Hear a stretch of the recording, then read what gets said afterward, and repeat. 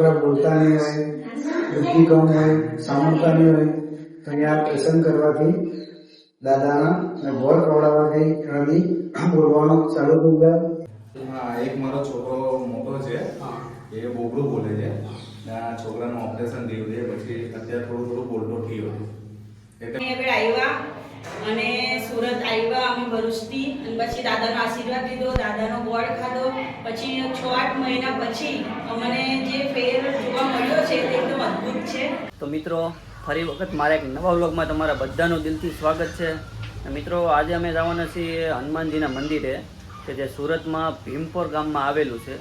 અને આ મંદિરમાં એવી માન્યતા છે કે જે છોકરા ઓછું બોલતા હોય, જે કાલું કાલું બોલતા હોય, અને આ જે હનુમાનજી મહારાજ છે એના મોઢામાં જે ગળ મૂકી અને એ ગળની પ્રસાદી છોકરાને ખવડાવવાથી નાના બાળકો સ્પષ્ટ બોલતા થઈ જાય છે એવું કહેવામાં આવે છે. તો અમારે ત્યાં જવાનું છે અને હનુમાનજીના દર્શન કરવાના છે, અને ત્યાંથી ગળની પ્રસાદી પણ લાવવાની છે. તો બધા વિડીયોમાં છેલ્લે સુધી બન્યા રહેજો, તમને હું હનુમાનજી મહારાજના દર્શન કરાવીશ. અને અમે જગ્યા તો ભાળી નથી, પણ અત્યારે અમને લોકેશન ઉપર જવાનું છે કે ડુમસ બાજુ આવેલું છે એવું છે.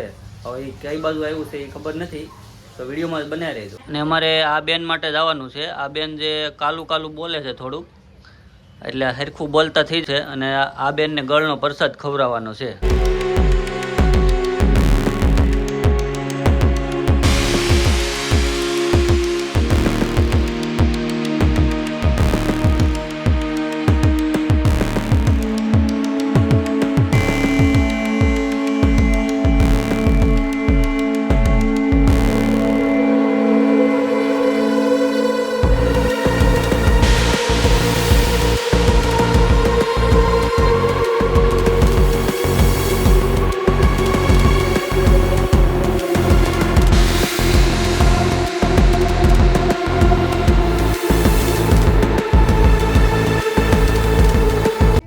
મિત્રો, અમે એ હનુમાનજીના મંદિરે પહોંચી ગયા છીએ, અને એ મંદિર અહીંયા છે. આ રીતનું મંદિર છે, ને આ બાજુમાં છે દરિયો છે અહીંથી ને મોટો વડલો, અને આ બધા અમારી હારે આવવાવાળા છે. અને કાલું બોલવામાં તો એક આ છે, એક આ ભાઈ છે. ક્યાં આવી ગયા ભાઈ તમે? શું લેવા આવ્યો? હે? જે કરવા?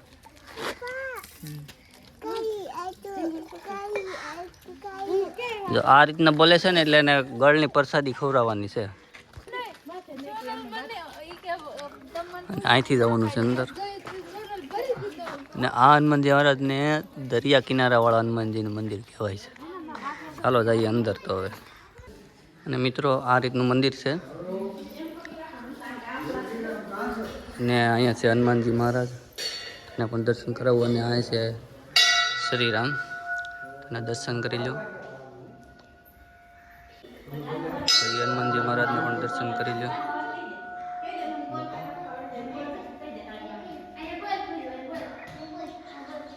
અને આ હનુમાનજી મહારાજ છે કે જેના મુખમાં જે ગળની પ્રસાદી મૂકવામાં આવે છે, અને બાળકો બોલતા થાય એવું કહે.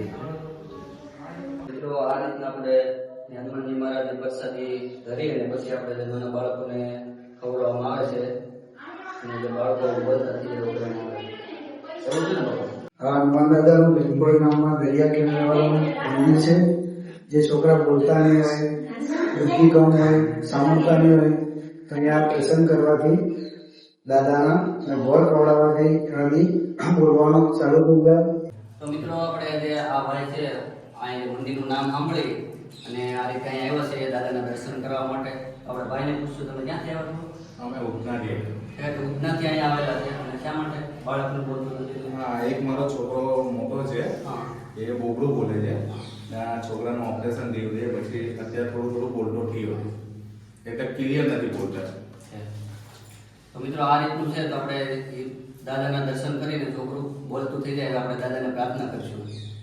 મારું નામ પૂજા વિશાલ સોની છે. અમે ભરૂચથી આવ્યા છે.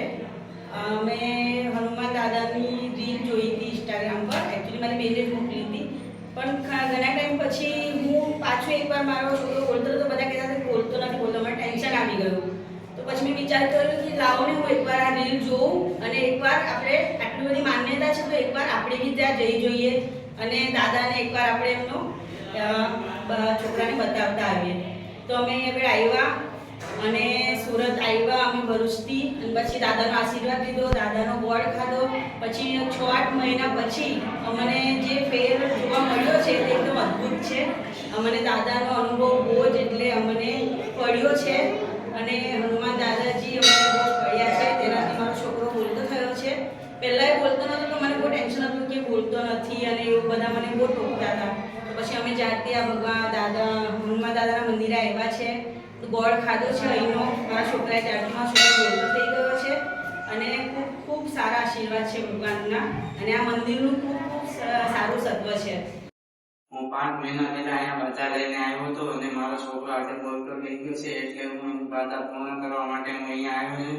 અહીંયા છોકરાઓ બોલતા થઈ જાય છે, તો જરૂર ને જરૂર જે મૂંગા છોકરા જે બોલી ન શકતા હોય તે અહીંયા આવીને ભગવાન દાદા લે, એના છોકરા બોલતા થઈ જશે.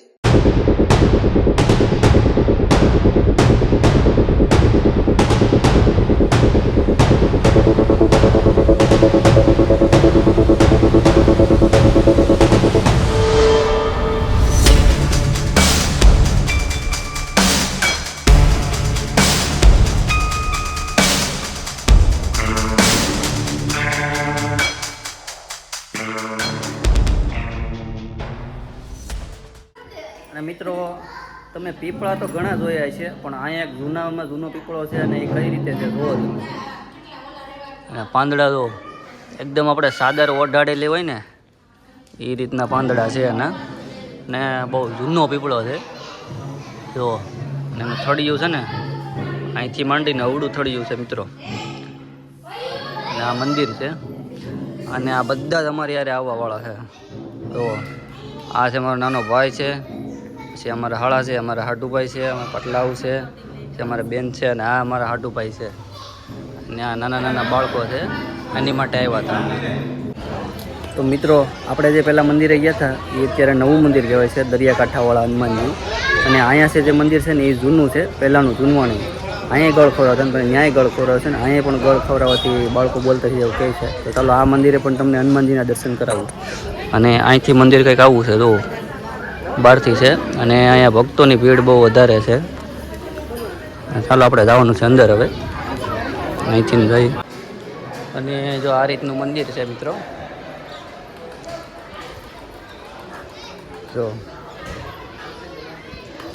જો મિત્રો આ છે હનુમાનજી.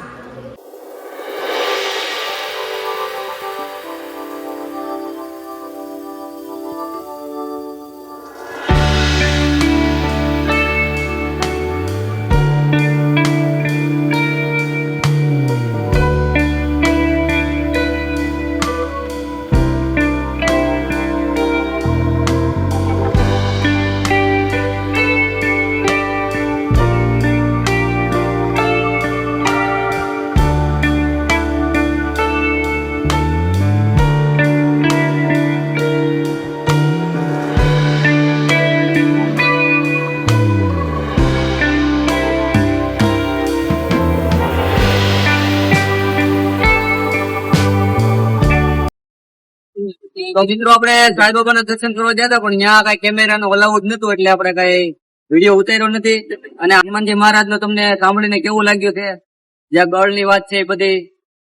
અને જો તમે પણ તમારું બાળક કોઈ બોલતું ન હોય, થોડુંક બોલવામાં ઓલું થતું હોય, તો હનુમાનજીના દર્શન કરાવજો, અને એના ગળની પ્રસાદી ખવડાવજો, તો તમારું બાળક બોલતું થઈ જાય એવી માન્યતા છે. તો તમે પણ જરૂર આ હનુમાનજીના દર્શન કરજો. અને વિડીયો પસંદ આવે તો લાઈક, શેર અને સબસ્ક્રાઇબ કરી દેજો. ત્યાં સુધી બધાને જય શ્રી રામ. સબસ્ક્રાઇબ કરી દેજો.